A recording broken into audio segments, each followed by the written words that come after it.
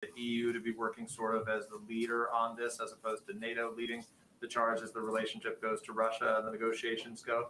Would the U.S. be comfortable with the EU leading those direct conversations as opposed to NATO being the lead? Well, there are a range of formats and forums that have been ongoing, right? Including conversations through NATO, including conversations through the OSCE. I know that there are conversations that are happening through the Normandy format that are happening today in Paris, and we certainly support international efforts that take place in a range of forums. Obviously, NATO is a forum that we work with and coordinate with our partners as it relates to military support and how we're going to provide assurances to Eastern flank countries. So that's certainly the appropriate forum for that. But again, there's a range of forums to discuss de-escalation, negotiation, including the Normandy format that's taking place today. Go ahead. Thank you, Jen. A question about immigration. Sure. Why is it that large numbers of single adult men are being released into the United States just hours after being apprehended at the southern border? Well, I'm not sure the specifics of what you're referring to, Peter. What I can tell you in terms of what our policy is and how we're approaching the border is that we continue to be under Title 42. Migrants who cannot be expelled under Title 42 are placed into immigration proceedings. And one of those avenues could be placement in an alternative to detention program in the interior of the United States. Sometimes that means moving migrants to other parts of the United States to move to different detention facilities where they wait for next steps in the immigration process, such as a court hearing, and are required to check in with a local ICE office. So that is certainly something that is happening out there in the country and is consistent with our policy. And you mentioned that they're supposed to check in at a local ICE office, but we know that just between March and August, which is a very small sample size, DHS says more than 47,000 of these migrants that were given notices to report did not show up. So why let them into the U.S. unsupervised in the first place? Well, again, we have a stringent protocols and processes that we implement here. That includes expelling individuals who come in under Title 42, given we are still in a global pandemic, and includes those who do not show up will be subject to the repercussions of that. So that is the policy we're implementing from our Homeland Security Department. Okay. On Ukraine, President Biden met with Putin in person in June in Geneva, and afterwards he came out and he said that the two of them arrived at a conclusion. He said, it's clearly not in anybody's interest, your countries or mine, for us to be in a situation where we're in a new Cold War, and I truly believe he thinks that, he understands that. Has the president changed his opinion about what Putin thinks? How are you suggesting we're in a new Cold War? I'm just asking, it seems like the president thought in June that things were going to be good. And right now, things are not looking good. I don't actually think that's at all what the president said. He gave an extensive press conference where he conveyed it wouldn't happen overnight and that there was work that we could do together. And that is something that's how you approach a diplomatic relationship. You are vocal. There are consequences when you disagree and when you have strong concerns. And you've seen us implement those. You still look for places and areas where you can work together. That remains how we're working with Russia. Okay, there's a BuzzFeed report now suggesting that the Ukrainian government is upset the U.S. pulled citizens out of Ukraine before many other countries did. And this report says that a source close to the Ukrainian president thinks those Americans are safer in Kyiv than in Los Angeles. What do you make of that? Well, we're always going to make decisions that are in the security interests of people who are serving as diplomats around the world. And we have assessments that are made by the State Department, hence the decision and the announcement made over the last couple of days. And the fact that we put in a level 4 advisory back in October, conveying very clearly to Americans they should leave Ukraine. Look, I will let others assess, but there are 100,000 troops, Russian troops, on the border of Ukraine, and no clarity that the leader of Russia doesn't intend to invade. That sounds pretty dangerous to me. I would also say that the Ukrainian leaders have welcomed the security assistance, and they've even met us at the airport that we have been providing over the course of the last several days. So that seems to be contradicting that assessment. Okay, and then last one. The Secretary of State a few days ago tweeted, hashtag stand with Ukraine. Has that ever worked at stopping an authoritarian regime from doing anything? A hashtag? I will have to say that unlike the last administration, we don't think Twitter is the only means of engaging or negotiating or discussing important topics. But it is important for us to convey to the Ukrainian people who do view commentary through a range of forums. I don't know how many are Fox News watchers, maybe some of them, and including social media, that we stand with them, we support them. And that includes in their efforts to protect the sovereignty of their country. Go ahead. You mentioned the visit by the German chancellor. Do Yeah. you have a date on that? Or is this Not still yet. finalized? Hopefully we'll have one soon. Okay. Can I then pivot back to Russia? The U.S. is in talks with other countries to deal with potential shortages in gas supply. Can you speak to that a little bit, and in particular, what requests you've made of Qatar and whether they have responded about whether they would be able to step in and fill any shortfalls should that happen in the case of a conflict? Sure. So it's our approach is not about any one country or any individual entity. We're engaging with a range of countries and partners to discuss what what could be shortages. So I'm not going to get into any specifics of what any conversations entail. They can certainly speak for themselves. But what I can give you an update on is that a disruption, of course, in physical energy supplies transiting Ukraine would most acutely affect natural gas markets in Europe. And so we're engaging our European allies to coordinate response planning, including how to deploy their existing energy stockpiles. That's part of it. But we've also been working to identify additional volumes of non-Russian natural gas from North Africa and the Middle East, Asia, and the United States. We're in discussion with major natural gas producers around the globe to understand their capacity and willingness to temporarily surge natural gas output and to allocate these volumes to European buyers. And we're also engaging with major buyers and suppliers of LNG to ensure flexibility in existing contracts and storage is managed and enables diversion to Europe. So we are, of course, preparing, as we are in a lot of other areas, a range of contingencies should there be a disruption for a range of reasons to natural gas. I would also note that natural gas markets are very regional by nature, given constraints on how much can be exported. So any reduction in Russian exports of natural gas to Europe would have a minimal impact on U.S. prices. That's what our anticipation would be. Sorry, on Qatar specifically, there's a belief that they've sort of allocated their production right now, which is running at more or less full capacity, to Asia. Have you had any feedback from that country specifically? I'm just not going to speak for any individual country or any individual diplomatic conversations at this point in time. That's why I said that it's not based on our approach here, and strategy is not based on one individual country or entity. It's a broad approach that includes engagement with Europeans as well as suppliers in North Africa, Middle East, Asia, and in the U.S. Broadly, can you say, last week was when the administration began to sort of ratchet up warnings that an invasion could be imminent, could happen at any time. This week, can you say how, if at all, the president's view has changed about the risk? Is it the same? Is it getting worse? I think when we said it was imminent, it remains imminent. But again, we can't make a prediction of what decision President Putin will make. We're still engaged in diplomatic discussions and negotiations. No element of the last week has changed the president's view one way or the other on that risk. Well, imminent has a pretty intense meaning, doesn't it? I agree. Okay. And it's still the belief that it's imminent. Correct. Right, Yes. Thank you. Yes, go ahead, Jeff. Jen, the Kremlin is using the U.S. announcement of putting 8,500 troops on alert to say that it's the U.S. that is fueling this conflict. The White House's reaction to that? Well, I would say that our commitment to our NATO partners and allies is ironclad. If you go back to 9/11, the first time that Article 5 was invoked, it was in defense of the United States. And we take our commitment to our Eastern flank partners, NATO allies, very seriously.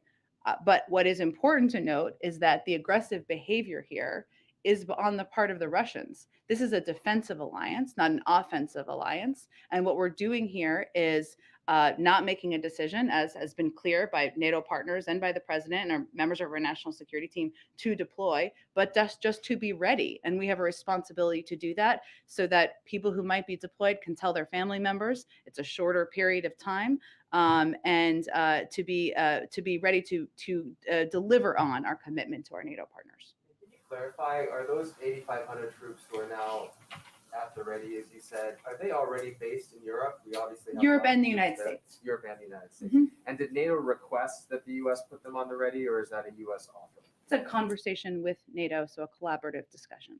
And a follow-up on Peter's question about Ukraine. Mhm. Are there direct contacts with Ukraine right now to allay their concerns that the U.S. was acting preemptively to or too early, too soon to take personnel out of the country? So yeah, we are in constant contact with the Ukrainians to reiterate our support, to convey updates on shipments of supplies, military equipment, something that's been happening over the last several days. Our National Security Advisor, Jake Sullivan, has spoken with his counterpart at least 8 times over the past few weeks, and U.S. officials at the State Department, Defense Department, across our government continue to work in close coordination on a daily basis with Ukrainian officials. Secretary Blinken, as you know, was in Ukraine last week, and he called his Ukrainian counterpart to read out his meeting with Russian Foreign Minister Lavrov. So we have been in constant and close contact with Ukrainians leaders at a range of levels, as well as with our European partners. Last week, Go ahead. Senator McConnell gave you some unusual praise, the White House, today about its preparations for Ukraine, saying that it looked like the White House was prepared to act before an incursion and not after. Do you know what steps he was referring to there? Or is that just the troop deployment? And B, were you pleased to hear some positive words from Senator McConnell? Well, yes, of course we were. I mean, look, I think abiding by our Article 5 commitments, standing up for the territorial sovereignty of Ukraine, making clear that one country should not be able to invade and take over territory from another country. That's not just a Democratic belief or a Republican belief. That's central to who we are as a country, and who leaders like Leader McConnell or Senator McConnell, like President Biden, have. That's what their belief has been for many decades. So we certainly welcome that. I would note there was a bipartisan delegation. We have done a lot of briefings from leaders in the administration with Hill leaders. Those will continue as well. And what was the second part? Oh, what was he was referring to? I certainly would point you to him. I would say that we obviously have taken a number of steps in recent weeks, including very close coordination, more than 100 engagements with European partners, staying in close contact with the Ukrainians, obviously taking steps, including sanctions last week, making clear that we are going to have troops at the ready to support NATO efforts. So I would point you to him, but we have been taking and even noting false flag operations and kind of calling out propaganda, but I would point you to him or his team on any specifics he was referring to. Go ahead. Republican lawmakers in Florida are advancing a bill that would bar the state from doing business with companies that transport undocumented migrants into the state. Does the White House have a response to this legislation? I am not familiar with the specifics of the legislation. I can check with our team and see.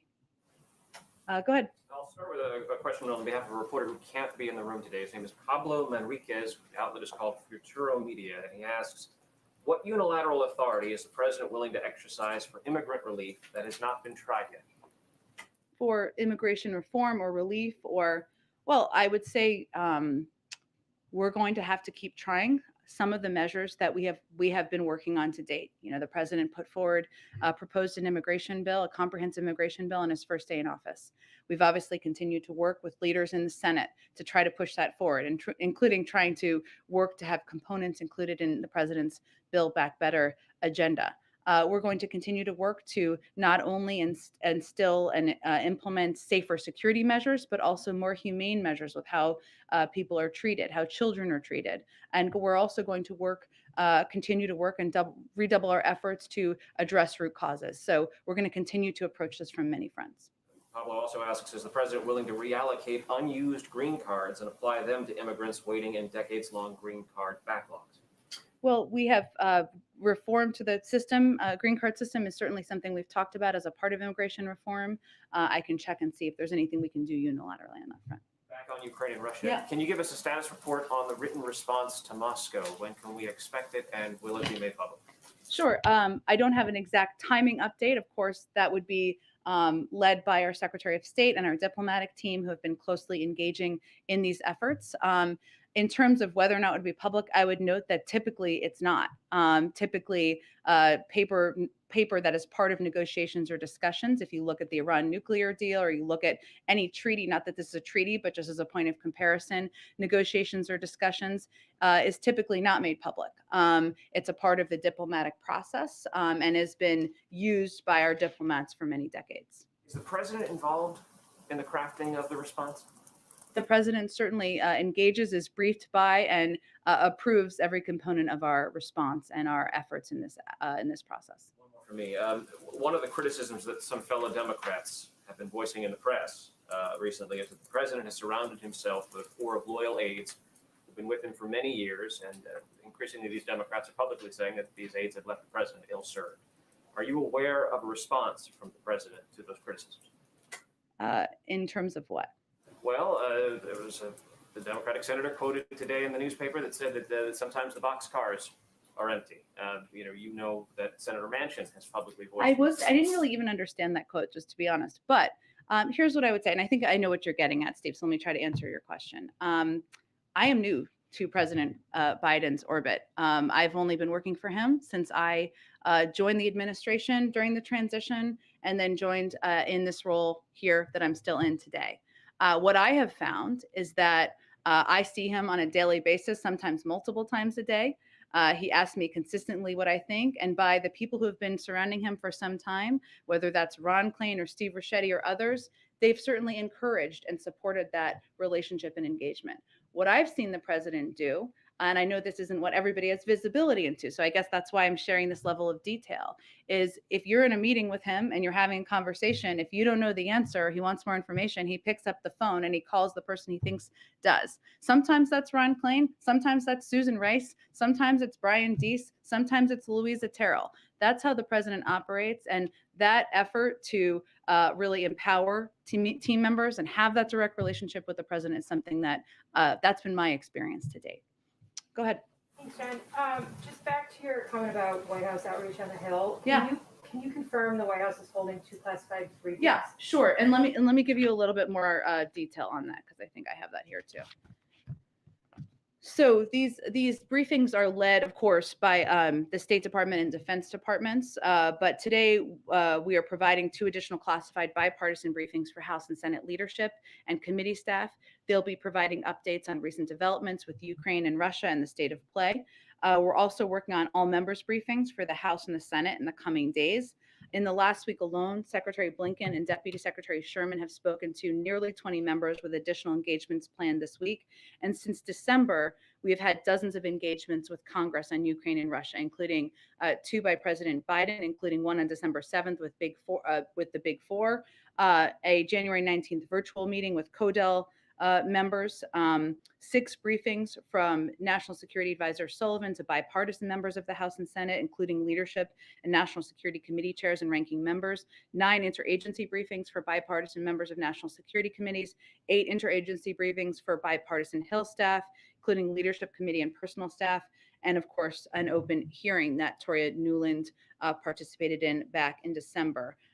So this is an ongoing process, and we will continue to provide regular briefings, some classified, some not, moving forward. Okay, great. And Oh, go ahead. Is there any updates on the federal website for testing that you can give us on how many tests went out or how many were requested? Sure, I certainly understand the question. There has been a great deal of interest. I don't have an exact number. I know that's something we will be putting out. Let me check on the status of that. I know I've got to wrap this up, so let me just quickly try to get to as many as I can. I also wanted to ask about the testing. Do you know at this point how many of the tests that you've already ordered have come in yet? I don't mean going out to the American people, but are in your stockpile, and also when you'll be signing contracts for the other. For the additional 500 million?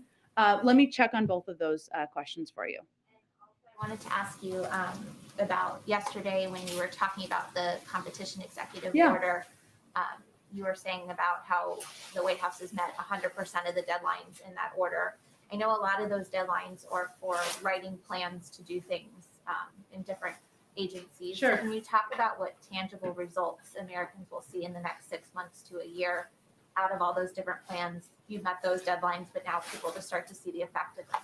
Sure. I mean, the president talked about this a little bit yesterday, but part of that, and I don't have an exact timeline on it because they all have different implementation efforts, but some tangible things are being able to buy hearing aids over the counter, being able to take some of your products and get them repaired anywhere you want without worrying about that being a challenge.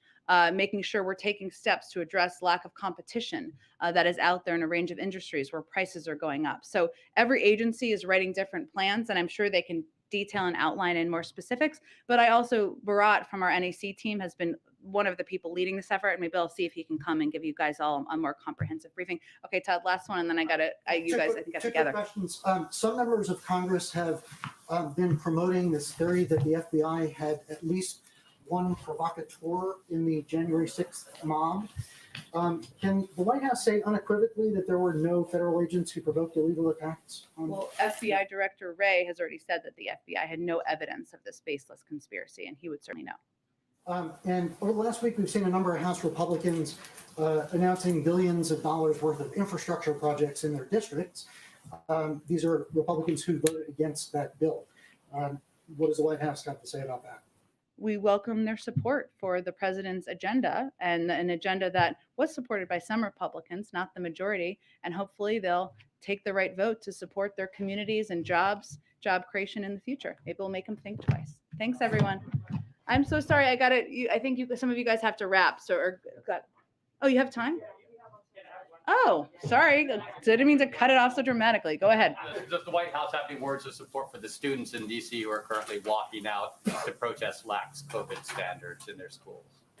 Oh, in DC and Arlington. Well, look, I think that we understand as a parent myself, but I know these students are dealing with fears that they have themselves about the fear of going to a school, a classroom, a workplace where you don't feel safe. That is one of the reasons that we have been so supportive and advocated for leaders and school leaders to follow public health guidelines. So, that is the way to keep people safe, to ensure people can feel safe in their school or their workplace, and certainly we support that. Go ahead. Thank you, Jen. Tomorrow, India is celebrating its 73rd Republic Day. As the leader of world's oldest democracy, what is President Biden's message to the people of world's largest democracy? Will we join India, the world's largest democracy, in honoring Republic Day, the day that marks the adoption of India's constitution? As President Biden said, when India's Prime Minister Modi visited the White House last September, the relationship between India and the United States is destined to be stronger, closer, and tighter, and it can benefit the whole world. Our partnership is rooted in our shared responsibility to uphold democratic values. One more on Ukraine. India is having a very strong and historic relationship with Russia. President Putin was recently in New Delhi for his annual summit meeting with Prime Minister Modi. Perhaps President Biden also has a strong friendship with Prime Minister Modi.